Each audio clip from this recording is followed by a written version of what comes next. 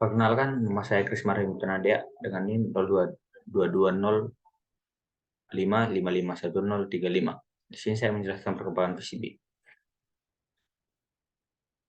Dalam kehidupan sehari-hari, tentunya Anda sering berhubungan dengan peralatan elektronika seperti televisi, komputer, dan yang tak asing adalah radio. Dalam peralatan tersebut terdapat banyak komponen elektronika seperti resistor, transistor, dan kapasitor. Coba saja Anda bayangkan bagaimana menyusun komponen elektrika tersebut yang jumlahnya ratusan bila tidak ada paparan elektronika yang disebut PCB. PCB pertama kali ditemukan pada 1936. Sejarah PCB dimulai pada tahun 1900-an. Permulaan pada tahun 1900 sampai 1920. Di tahun 1903, seorang penemu Jerman terkenal bernama Albert Einstein mengajukan permohonan paten Inggris dan dia mempelopori konsep penggunaan kabel digunakan dalam sistem pertukaran telepon. Foil logam digunakan untuk memotong konduktor garis, dan kemudian kertas parafin direkatkan di bagian atas dan bawah konduktor garis, dan melalui lubang diatur di persimpangan garis untuk mewujudkan interkoneksi listrik dan lapisan yang berbeda. Pengembangan pada tahun 1920 sampai 1940. 1925, Charles Dukas berasal dari Amerika Serikat yang memiliki pemikiran inovatif untuk mencetak pola rangkaian pada substrat isolasi, dan kemudian pelapisan diterapkan untuk membuat konduktor untuk kabel. Syarat PCB muncul pada saat ini.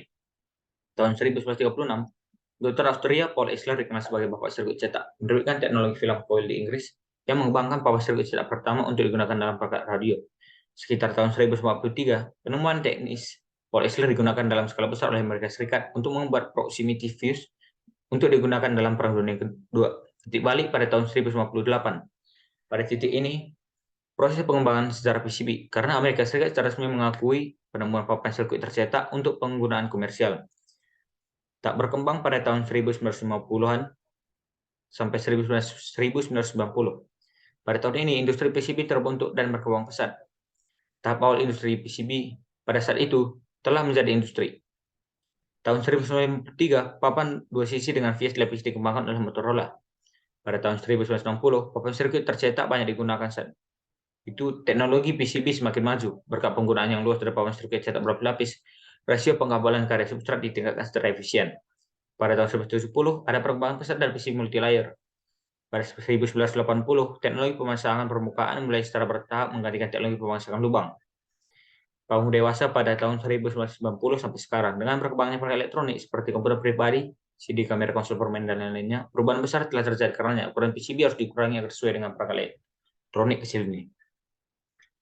Terdapat 3 jenis PCB berdasarkan jumlah lapisannya, yaitu single side, double side, dan multilayer. Single side PCB dengan biaya pembuatan rendah, termurah, dan paling sederhana. Double side PCB lebih rumit dibandingkan single PCB. PCB ini memiliki lapisan substrat dasar, tetapi lapisan konduktif atau tembaga di kedua sisi substrat. Detail PCB adalah PCB dengan lebih dari 2 lapisan.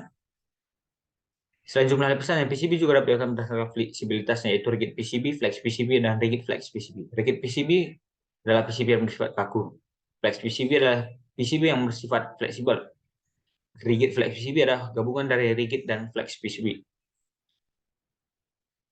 Berikut adalah lapisan-lapisan pada PCB. Lapisan dasar atau deep substrate, lapisan kedua tembaga, lapisan ketiga solder mask, dan lapisan keempat adalah silk screen. Berdasarkan perkembangannya, solder mask PCB memiliki peran penting dalam meningkatkan estetika PCB. Berikut adalah beberapa warna pilihan masker solder. Yang pertama adalah warna hijau, yang kedua warna putih, warna kuning, warna merah, warna hitam. Mengapa PCB warna hijau lebih diminati? Berikut alasannya. 1. Hijau meminimalkan kelainan visual, memiliki keunggulan fisik, memfasilitasi produksi massal, lebih murah. Berikut adalah beberapa fungsi PCB. PCB merupakan tempat menyusun tiap komponen elektronik pada perangkat elektronik, menghubungkan secara tepat berbagai jenis komponen, yaitu komponen jenis maupun berbeda jenis, sebagai alat pengganti kabel yang berguna menyambungkan komponen. Kesimpulannya adalah sebagai berikut: PCB adalah komponen elektronik yang tersusun membentuk rangkaian elektronik yang menghubungkan satu komponen ke komponen lainnya.